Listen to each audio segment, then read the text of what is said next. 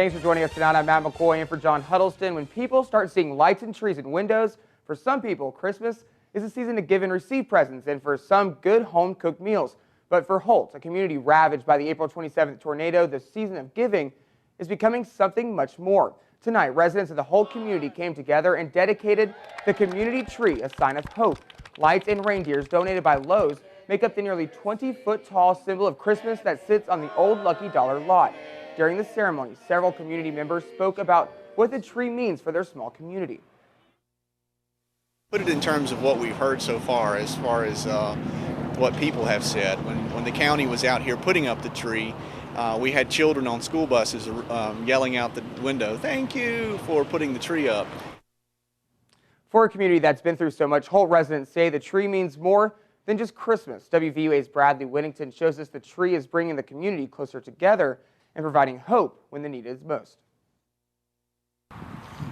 Driving by this Christmas tree may just be another sign that Christmas is around the corner.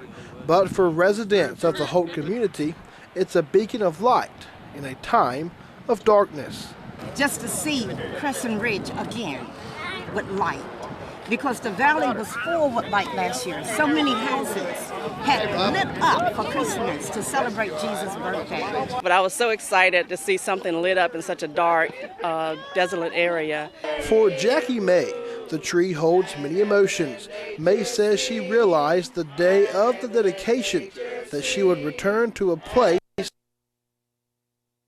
she has avoided since April 27th. About midday, I realized that I would have to come out here and walk around the place I haven't stepped foot on since before the storm. I would frequent the Lucky Dollar store, which is the location of the tree. Maye said, I'm sorry, we're having some technical difficulties. We'll try to have that story later in the newscast if possible. Holt in Action's next meeting will be January 10th, and it's going to be in the auditorium at Holt High School. Two University of Alabama students are lending a helping hand in the Tuscaloosa tornado relief. Freshmen Michael Thomas and Andrew Sprissa were in the high school when the April 27th tornado hit in Tuscaloosa, but now they're helping with recovery efforts in West Alabama by selling T-shirts they designed. They've sold them over 1,000 shirts and raised nearly $5,000, and the money from the shirts will be donated to the American Red Cross West Alabama chapter. The students say their goal is to help bring hope to the community.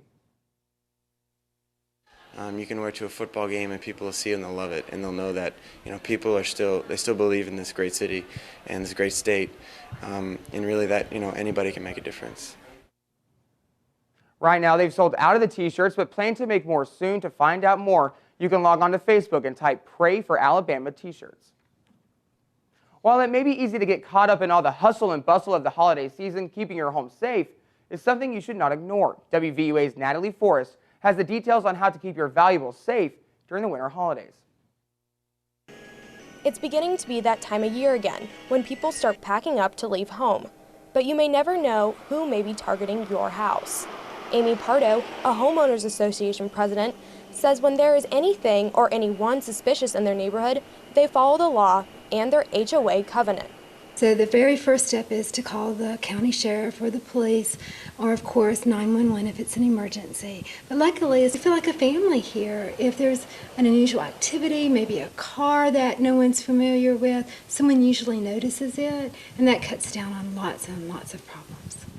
But she also offers up some simple safety rules to keep in mind if you don't have a neighborhood watch. Make sure somebody picks up your newspaper, that you don't leave mail piling up in your mailbox. If you need to leave a light on, ask a neighbor to come in and check through your house 2 or 3 times while you're gone. Even though locking your door may be a simple solution, it is always key to communicate with your neighbors whenever you're going out of town. I think most importantly is communication with neighbors. Having a relationship with your neighbors and letting them know what your plans are, where you are, how long you're going to be gone. We know if our neighbor's going to be out of town for a week or two, and we check on their houses for them, or we'll pick up their mail or their newspaper. We just watch out for each other. Sergeant Brent Blankley from the Tuscaloosa Police Department says there are some more simple rules to keep in mind when leaving for the holidays, like never leaving any notes on your door saying you are out of town, and don't leave any blinds open to show off your lights. Reporting in Tuscaloosa, Natalie Forrest, WVUA News. Now, after Christmas, Sergeant Blankley says never put boxes of expensive electronics on the road. He says that's what thieves are looking for in the days following Christmas. Well, this year, many people are looking for ways to stretch that dollar during their holiday shopping, and some are turning away from the usual hotspots to other places. Employees at local pawn shops and consignment shops tells us they're seeing a spike in business these days as shoppers are looking for a bargain. One pawn shop employee explains just how it works when it comes to secondhand shopping. It's the same idea as buying a used car. You're getting the same quality merchandise, but you're not paying the full retail markup price on it. As soon as you buy something, it depreciates. Here, we've already taken the depreciation out of it, and you can get more bang for your buck. Now, the holidays are supposed to be a season of joy, but having to deal with worrying about your home while you're away and the stresses of shopping, meeting those demands for some people can cause the holiday blues. Counselor Dick Hastings says getting everything ready for the big day can have some people feeling under the gun, and that can bring other feelings of stress. Hastings says the cost of living, the state of the economy, and unemployment are also factors that can create stress during the holidays. In the midst of all of the activities going on, there are feelings that we haven't experienced throughout maybe the course of the year that are becoming more pronounced now with the holidays. Hastings recommends just a few things to help avoid the holiday blues. He says it's important to acknowledge your feelings. The season lasts longer than one day, so be sure to pace yourself. And remember that take time to yourself to avoid feeling overwhelmed. If you begin feeling depressed, Hastings recommends seeking professional help. Finally, post-holiday stress can be avoided if you make a budget. If you would like to learn more, go to our website, WVUATV.com, and click on numbers and links. A Tuscaloosa County man is recovering after being shot on a hunting trip. It happened Sunday evening in Elrod. According to Tuscaloosa Metro homicide investigators, the shooter says he thought he saw a deer's eyes in the fading light, but instead he hit the victim in the upper body. The man was wearing an hunter orange hat with a light on its bill. So what other steps should we take to make you and others safe? WVUA's Travis Leaders shares some helpful hunting tips.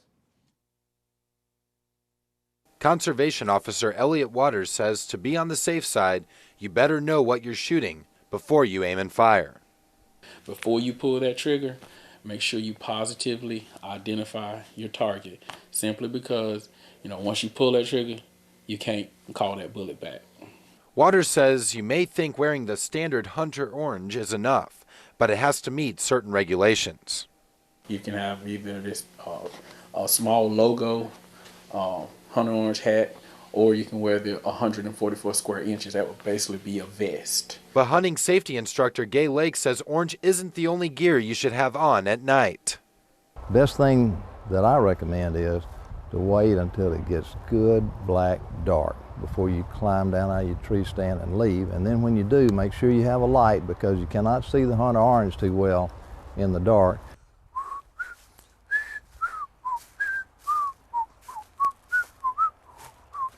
All you have to do is start whistling, and maybe the guns will stop firing. Make a little noise when you leave. Do a little whistling, or, call an owl or something on your way out. Both Waters and Lake say you should attend hunter safety classes before going out in the woods. Reporting in Tuscaloosa, Travis Leader, WVUA News. Investigators say an Alabama conservation enforcement officer issued 3 citations to the